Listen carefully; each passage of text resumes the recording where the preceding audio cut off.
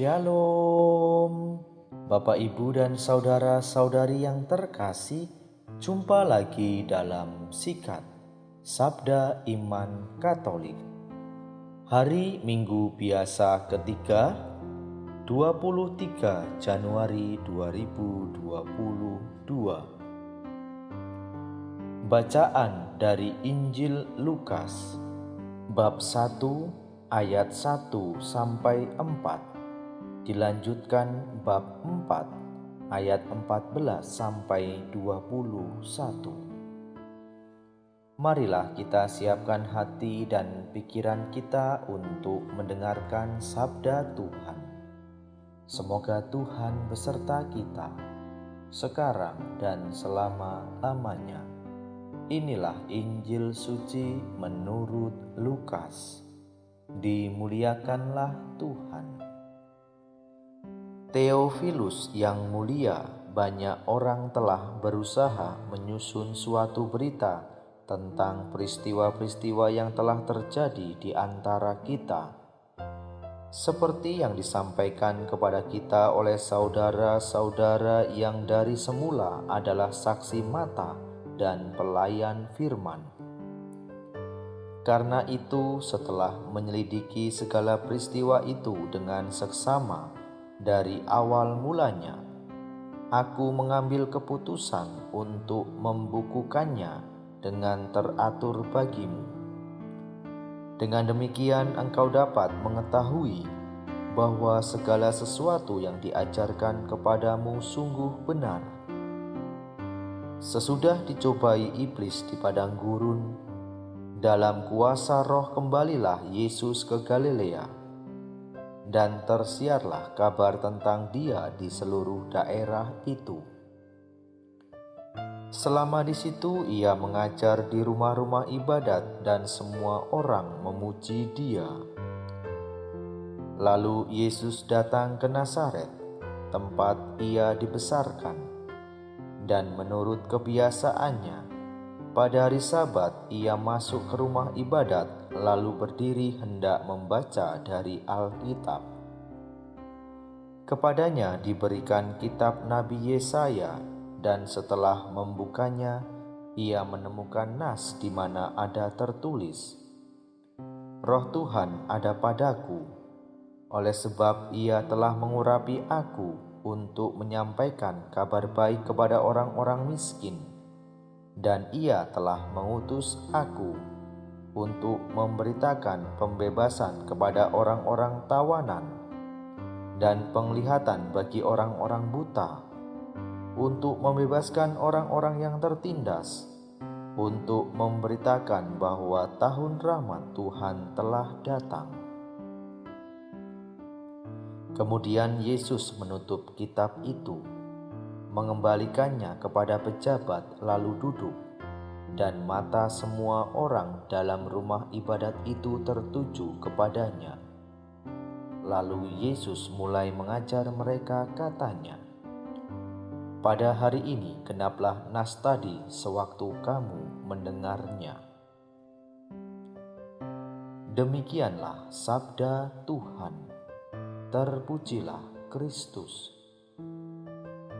Bapak, Ibu, dan saudara-saudari yang terkasih, renungan hari ini akan dibawakan oleh Ibu Flavia Triska Pasaribu dari Sibolga. Selamat mendengarkan.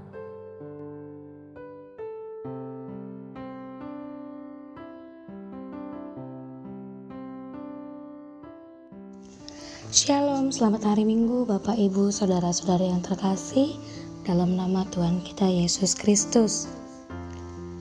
Tidak ada manusia yang hidup tanpa masalah. Nah, tentunya kita semua pasti selalu menghadapi masalah dalam hidup.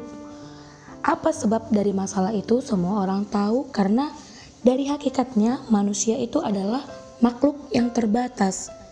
Manusia memiliki keterbatasannya. Kalau kita membaca dalam kitab Kejadian tentang kisah penciptaan, kita menemukan bahwa sejak penciptaan manusia itu selalu berdampingan dengan yang lainnya. Artinya manusia selalu membutuhkan orang lain untuk dapat melengkapi kebutuhannya, untuk dapat melengkapi dirinya. Dan yang lain selalu hadir sebagai pelengkap bagi hidupnya, terkhusus dalam memenuhi kebutuhan seorang manusia. Jadi sangat jelas hakikatnya bahwa manusia itu memiliki keterbatasan yang harus disempurnakan oleh orang lain. Saling mengisi ketidaklengkapannya itu agar menjadi lengkap dan baik adanya. Nah, karena itu manusia selalu dihadapkan dengan berbagai persoalan karena memiliki keterbatasan tadi. Bapak, Ibu, saudara-saudari yang terkasih, ada beberapa hal yang dapat kita petik dari Injil hari ini. Yang pertama, semua kita mesti sadar akan situasi penderitaan yang terjadi, apa yang menyebabkan masalah apa yang kita hadapi, dan bagaimana mencari solusi untuk menyelesaikan masalah tersebut. Dari kepekaan itu, kita dapat melakukan sesuatu yang terbaik untuk penyelesaiannya. Kemudian yang kedua, setelah kita menyadari akan persoalan yang kita alami, mestinya hati kita terdorong untuk tampil sebagai penyejuk, sekurang-kurangnya hadir sebagai pemberi kelegaan bagi para penderita atau bagi orang-orang yang mengalami permasalahan. Kemudian ketiga, tanggung jawab yang kita berikan itu mestinya tidak lahir dari keterpaksaan. Artinya ketika kita ingin melengkapi orang lain, maka kita sungguh-sungguh memberikan hati kita sepenuhnya. Kita peka terhadap situasi yang dihadapi oleh sesama kita, kemudian dengan tulus memberikan solusi, membantu, menjadi penyejuk, dan menjadi pelengkap bagi sesama kita. Cinta atas dasar keterpaksaan cenderung menggiring orang pada sikap setengah-setengah. Artinya, kita mau bantu orang, tetapi kita menuntut syarat nih. Misalnya, oke, saya akan membantu kamu, tapi kamu harus melakukan apa yang saya minta. Ada persyaratan. Nah, itu adalah cinta yang didasari oleh keterpaksaan.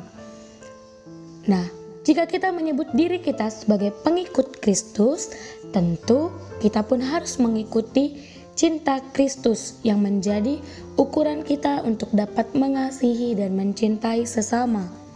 Teguran ini memberi kesadaran kepada kita akan status kita menjadi pengikut Kristus. Menjadi pengikut Kristus berarti bersedia berkorban demi menyelamatkan orang-orang yang sedang membutuhkan bantuan kita. Nah, jadi sama seperti Kristus yang mencintai kita tanpa syarat, yang mengasihi kita dalam situasi apapun, bahkan pada saat kita berada dalam dosa, Kristus tidak pernah meninggalkan kita. Nah, kita harus meneladani cinta kasih Kristus itu, kita terapkan kepada sesama kita, kepada orang-orang di sekitar kita. Banyak para penderita, orang yang mengalami masalah, orang yang membutuhkan bantuan di sekitar kita. Mereka sedang melihat kepada kita, menatap kita dengan penuh harapan. Harapan di mana mereka berharap bahwa cinta Kristus itu ada dalam diri kita dan kitalah yang menjadi perpanjangan tangan Kristus untuk membantu mereka. Karena yakin semua orang diciptakan Tuhan peduli dengan penderitaan mereka. Mereka yakin orang-orang tersebut adalah wajah Allah yang maha rahim di dunia.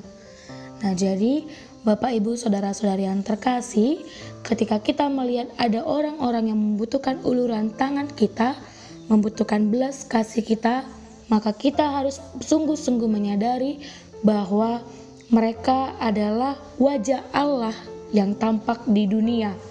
Wajah Allah yang mengharapkan cinta kita, wajah Allah yang mengharapkan uluran tangan dari kita.